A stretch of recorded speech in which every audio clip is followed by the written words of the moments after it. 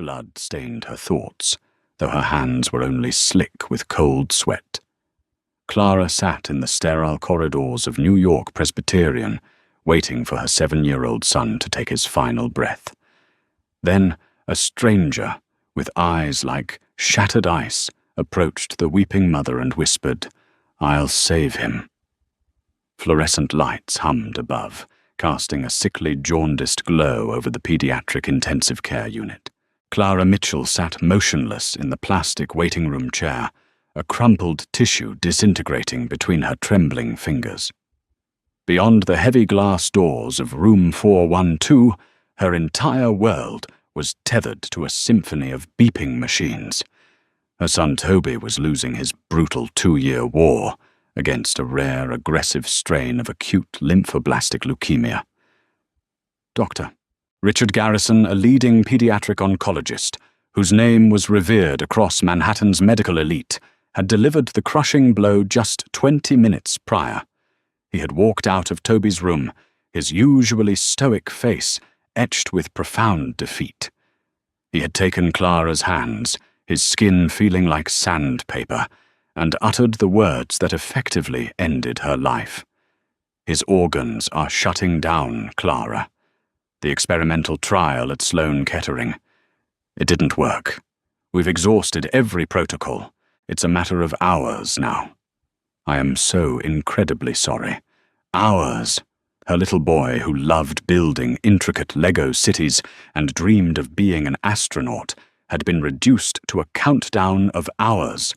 Clara's husband had abandoned them a year into the diagnosis, unable to handle the financial ruin and emotional gravity of a dying child. Since then, it had been just Clara and Toby against the universe, and the universe had won. She wept until her tear ducts ran dry, leaving only dry, racking sobs that tore at her ribs.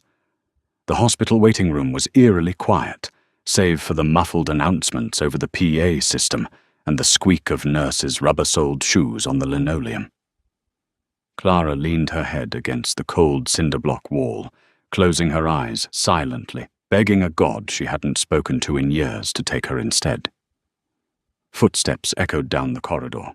They were distinct, rhythmic and heavy, cutting through the ambient hospital noise like a metronome. Clara didn't open her eyes, assuming it was an orderly or another grieving family member. But the footsteps stopped directly in front of her. The sudden drop in ambient temperature was impossible to ignore. The air grew impossibly frigid, raising the fine hairs on Clara's arms. She slowly opened her eyes. Standing before her was a man who looked entirely out of place in the sterile, grief-stricken ward. He was tall, dressed in an impeccably tailored midnight blue Tom Ford suit that looked as though it had been spun from shadows. His face was a study in aristocratic perfection, sharp cheekbones, a strong, unyielding jawline, and skin that was hauntingly pale, almost luminescent under the harsh hospital lights. But it was his eyes that forced the breath from Clara's lungs. They were a piercing, iridescent silver, holding a depth of ancient, weary intellect that made her feel entirely transparent.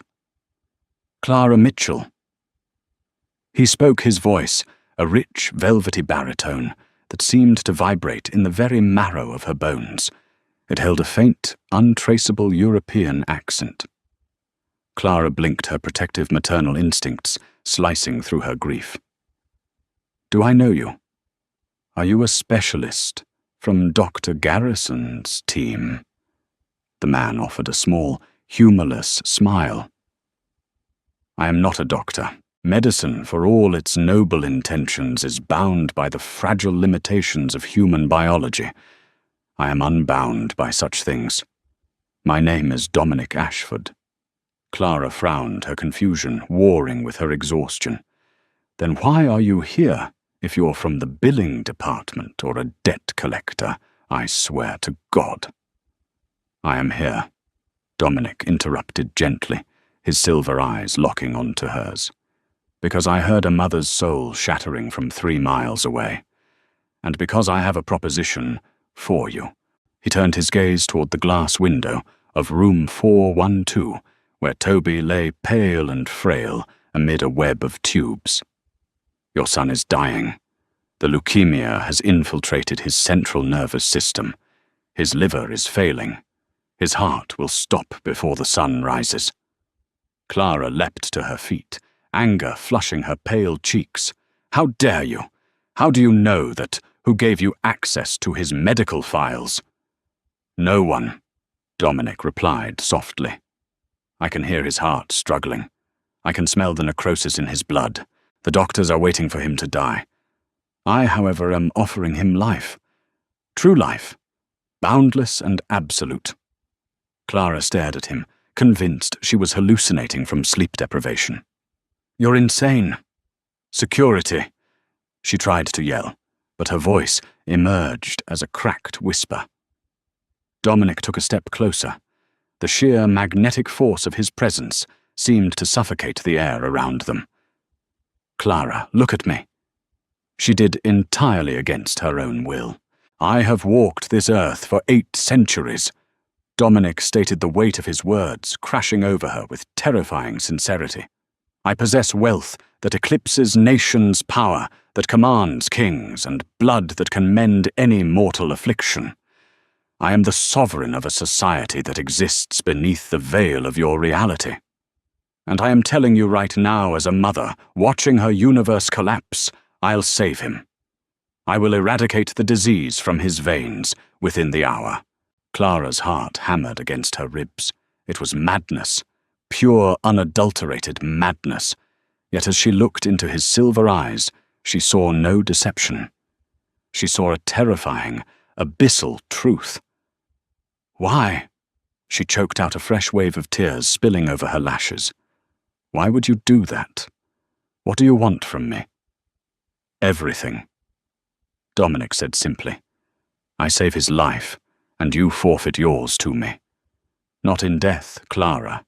In servitude, in loyalty. You belong to me until I decide otherwise." She looked at room 412. She looked at the flat-lining hope she had carried for 2 years. If this man was crazy, it didn't matter. But if there was even a fraction of a percent of a chance that he was telling the truth— "Do it," Clara whispered, her voice trembling but resolute. "Save my boy." Dominic's expression remained entirely stoic, but a flicker of something dark and possessive danced in his silver eyes. A verbal contract sealed in desperation is binding nonetheless. "Stay here." Before Clara could protest or ask how he planned to bypass the nursing station, Dominic moved. He didn't run, but his stride was so impossibly fluid and swift that Clara's eyes struggled to track him. He approached the double doors of the ICU. A burly security guard and a senior triage nurse instantly stepped forward to intercept him. Clara held her breath, expecting alarms to blare. Instead, Dominic leaned in his voice, dropping to a hypnotic resonant frequency that Clara could barely hear, but deeply felt. "You didn't see me enter. This room is vacant to your eyes.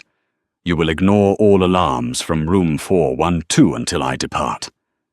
The guard's eyes glazed over instantly, his posture slacking. The nurse blinked slowly, a dazed expression washing across her face. "We did not see you," the nurse repeated in a monotone whisper. "Room 412 is vacant." Clara pressed her hands against her mouth to stifle a scream. The impossible was unfolding right in front of her. Dominic effortlessly pushed open the heavy doors and glided into Toby's room. Clara rushed to the glass partition, pressing her face against the cold pane, her heart thrashing like a trapped bird. Inside, Dominic stood over Toby's fragile, bruised body. The child looked so incredibly small, swallowed by the hospital bed and the myriad of IV lines snaking into his frail arms.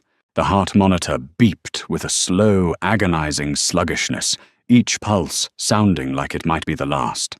Dominic didn't touch the medical equipment. Instead, he unbuttoned the cuff of his Tom Ford suit, rolling the expensive silk back to expose his pale, flawless wrist. With a swift, almost imperceptible movement, He brought his own wrist to his mouth.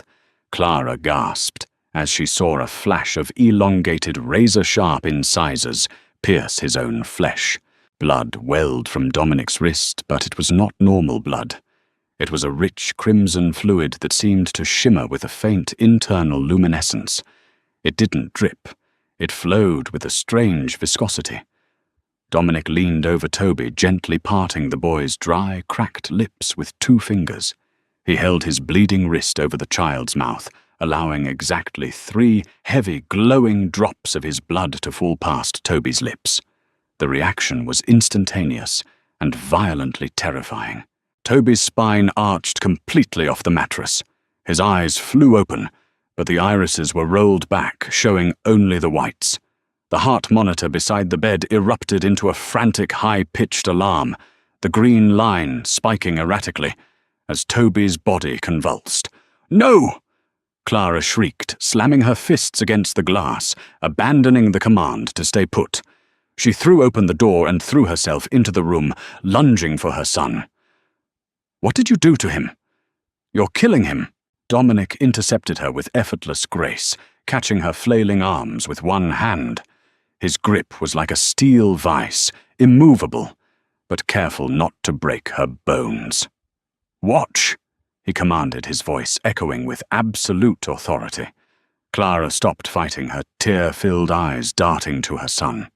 The convulsions ceased. Toby collapsed back onto the mattress chest, heaving.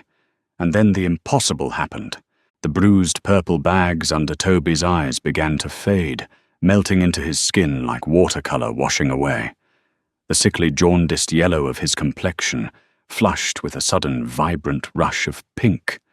The deep dark hematomas on his arms, caused by months of needle pricks and failed veins, vanished as if they had never existed. The chaotic screeching of the heart monitor slowed, settling into a strong, rhythmic, and incredibly steady beat. Beep. Beep. Beep. Toby blinked his natural bright green eyes, focusing on the ceiling. He took a deep, full breath, the first unlabored breath he had taken in 6 months. He turned his head, looking at Clara. "Mommy," he croaked, his voice scratchy but resonant. "I'm hungry, and it doesn't hurt anymore." Clara fell to her knees beside the bed, her legs completely giving out. She sobbed uncontrollably, burying her face in Toby's neck, feeling the strong, steady pulse of his carotid artery against her cheek. He was warm. He was alive. The smell of sickness that had clung to him for years was entirely gone, replaced by the scent of fresh skin and ozone. Footsteps pounded down the hallway. Dr. Garrison burst into the room, flanked by 3 nurses, responding to the brief spike in the telemetry alarms. He stopped dead in his tracks, dropping the digital tablet he was holding. It clattered loudly against the linoleum.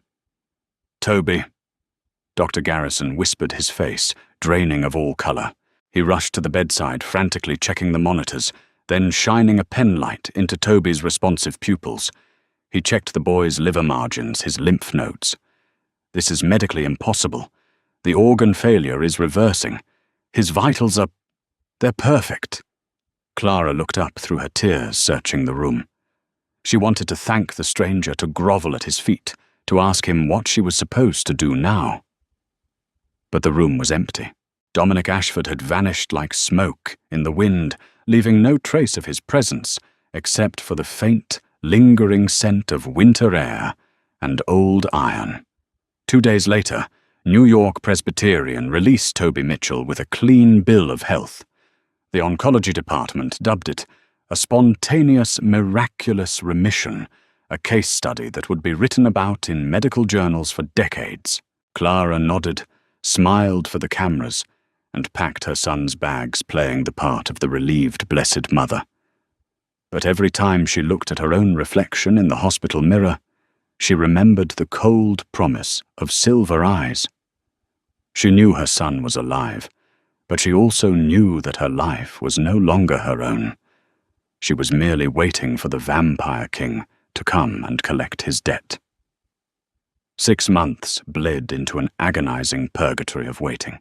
Clara Mitchell lived every single day, looking over her shoulder, flinching at shadows, and holding her breath whenever the temperature in a room unexpectedly dropped. Toby, meanwhile, was a walking miracle. He was back in second grade, running with a boundless, almost unnatural energy through the playground of PS 152 in Queens. His cheeks were perpetually rosy, his laughter loud and vibrant. Dr. Garrison at New York Presbyterian remained utterly baffled during their monthly checkups, officially classifying Toby's recovery as a medical anomaly. But Clara knew the terrifying truth. Her son was alive because she had mortgaged her soul to a creature of the night.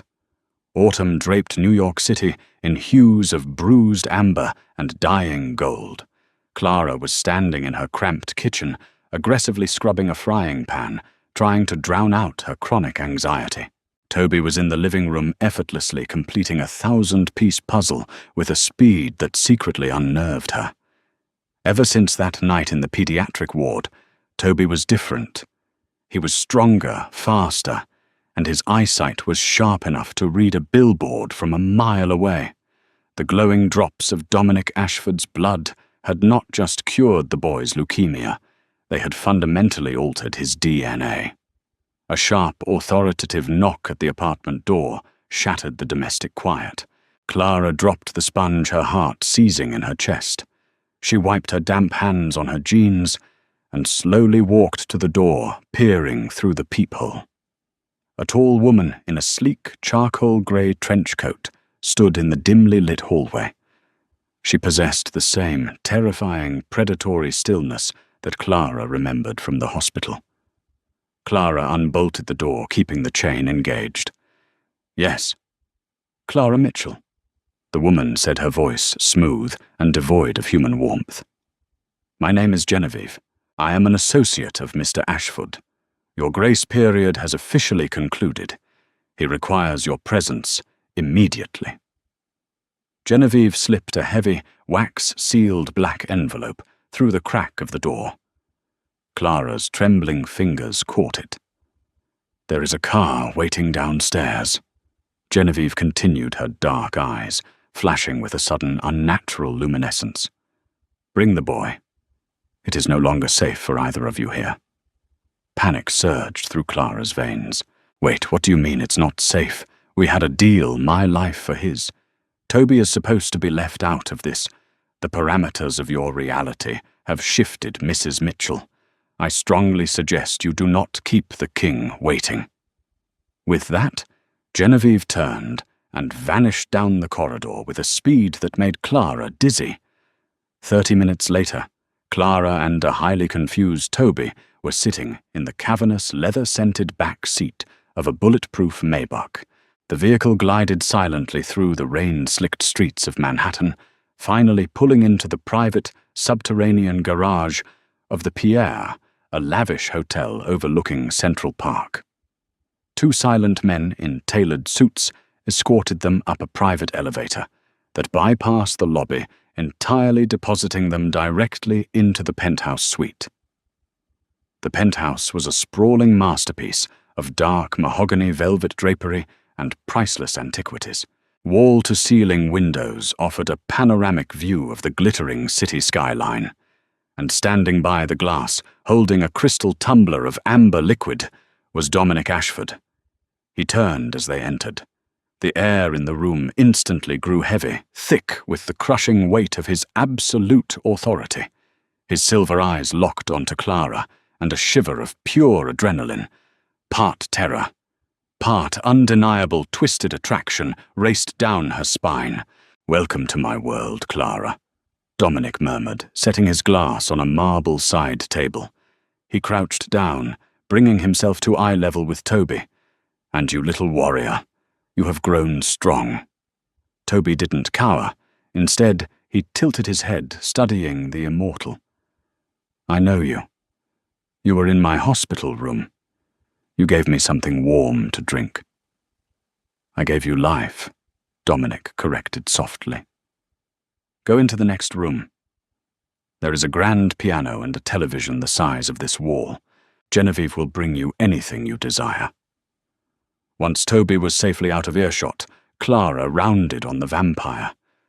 "Why am I here? Why did she say it wasn't safe? I'm ready to honor my end of the bargain, Dominic. But you swore he would be safe." "He was safe until his new biology began to broadcast his existence," Dominic said, stepping closer to her. He towered over her, his presence utterly intoxicating.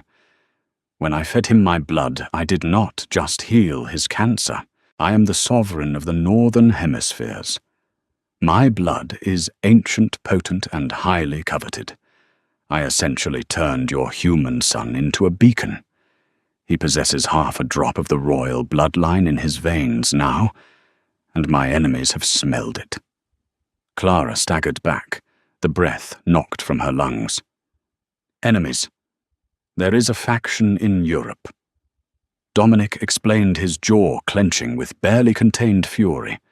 "Led by a traitor named Caspian, they believe that by draining a mortal who holds the king's blood, they can absorb my ancestral power without having to defeat me in combat. They have tracked the anomaly to New York, to your apartment in Queens." "Oh my God," Clara gasped, covering her mouth. "You didn't save us. You just painted a giant target on my child's back." Dominic closed the distance between them. In a microsecond, his cold, strong hands gripping her shoulders. "I saved him from an agonizing, inevitable mortal death. Now I am saving him from the immortal world. You are bound to me, Clara. But your servitude is not as a slave. It is as my ward. You and Toby will remain under my absolute protection. No shadow, no fang, no blade will touch either of you." "Why?" Clara demanded, tears of frustration spilling over her cheeks, staring fiercely into his hypnotic silver eyes. "Why go through all this trouble for a human mother and her dying kid?" Dominic's gaze softened a crack in his terrifying facade, revealing a glimpse of profound, centuries-old loneliness. He reached up his thumb gently, wiping a tear from her cheek. His touch was cold, yet it sent a burning jolt straight to her heart.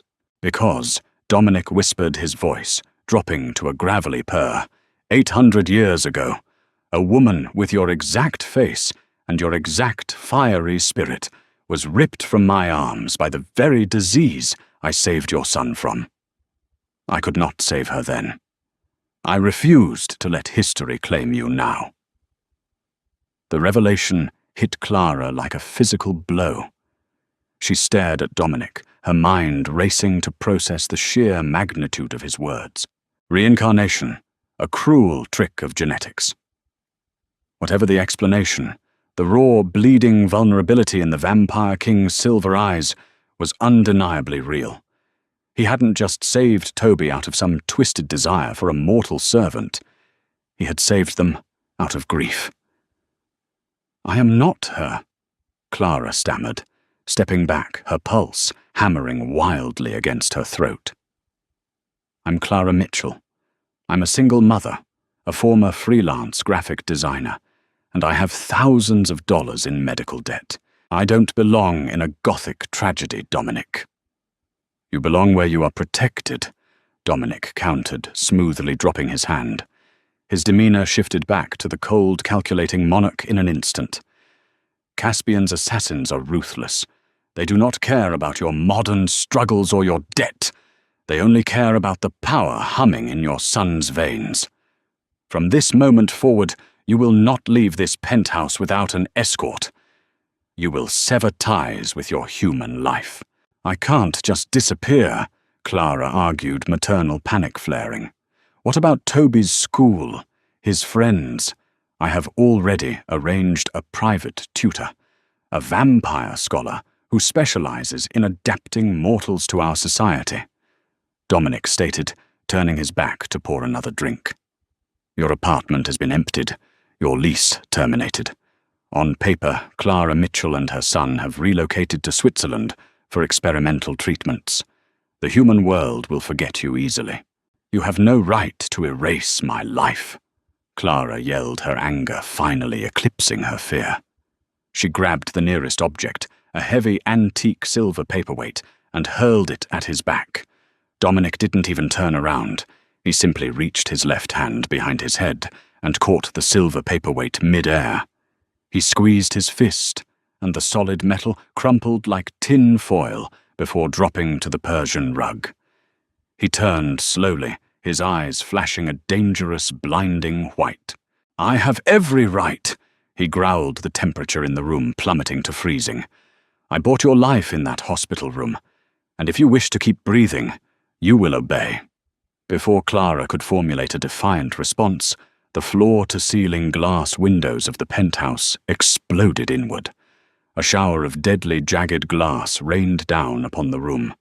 Clara screamed, instinctively shielding her face with her arms. The howling autumn wind tore through the suite, bringing with it 3 figures clothed in tactical black gear. They hadn't used grappling hooks or ropes. They had scaled the sheer glass exterior of the Pierre Hotel with their bare hands. Caspian's assassins had arrived. "Toby!" Clara shrieked, scrambling over the shattered glass toward the adjoining room where her son was playing. One of the assassins, a hulking vampire with milky white scarred eyes, lunged at Clara, his fangs fully descended. The sheer speed of the creature was impossible to track. Death was rushing at her faster than she could blink. But Dominic was faster. With a roar that shook the structural foundation of the building, Dominic intercepted the assassin. He grabbed the attacker by the throat and slammed him onto the marble floor with such cataclysmic force that the stone shattered. Dominic didn't hesitate. He drove his hand straight into the assassin's chest, ripping upward, ending the creature's existence in a spray of dark, ashen blood. The other 2 assassins completely ignored Dominic. They were hyper-focused on the scent of the royal blood. They bolted toward the adjoining room where Toby was. "No!" Clara screamed, grabbing a jagged shard of window glass and stabbing desperately at the leg of the closest vampire. The glass shattered against the creature's hardened skin, but the distraction bought Dominic a precious millisecond.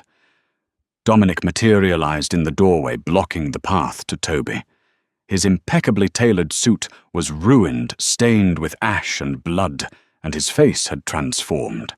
The aristocratic beauty was gone, replaced by the terrifying feral visage of an apex predator. His jaw unhinged slightly, revealing fangs that were longer and sharper than the assassin's.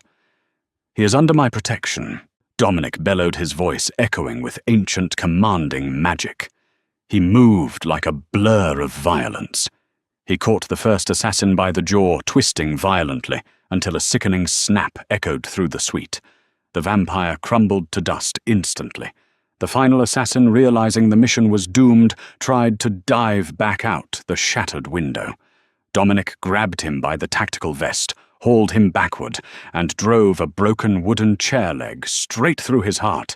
Silence fell over the ruined penthouse, save for the howling wind whipping through the broken windows. Clara lay on the floor, trembling, violently bleeding from minor glass cuts on her arms and cheeks. She looked at the piles of dust and the blood-stained monarch standing before her. Dominic slowly turned to face her.